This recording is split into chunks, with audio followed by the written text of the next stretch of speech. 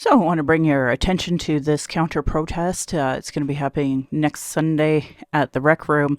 Um, it says doors open at 10:30, so I don't know, 10 a.m. Anyway, you might want to follow Antifa, and they're like Jane Citizen on Twitter for updates. But I just wanted to say to the Indigenous community, I've been doing these protests for years. They are not safe for Indigenous people. And the reason why is because you have 99% non Indigenous that show up to do them. And they protest and they talk about how great their Christian God is and how you should be following these verses instead of the ones that promote bigotry and homophobia and all these things. And they really come from a settler colonial mindset.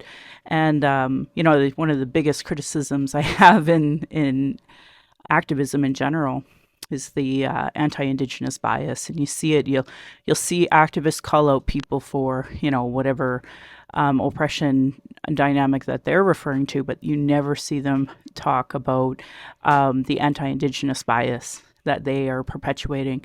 So I'll be there. I'll probably bring a lawn chair and bring a book and do some reading, and knowing darn well that the police will be hoping that the white supremacist neo-Nazis will be protected. I know the police always protect the Nazis, always. It's always been that way for years. It's been that way in Calgary.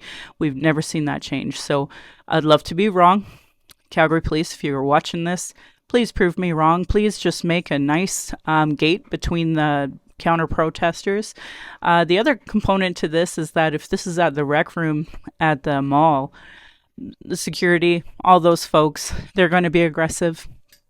And my hope is that the drag show continues, but I would completely understand if it didn't. So anyway, follow that account for updates, and I'll be, looking as well, knowing darn well it'll be not inclusive to Two-Spirit. I see it regularly in the LGBTQ2 plus community. A lot of the non-Indigenous exclude the Two-Spirit so-called time of reconciliation, right, friends?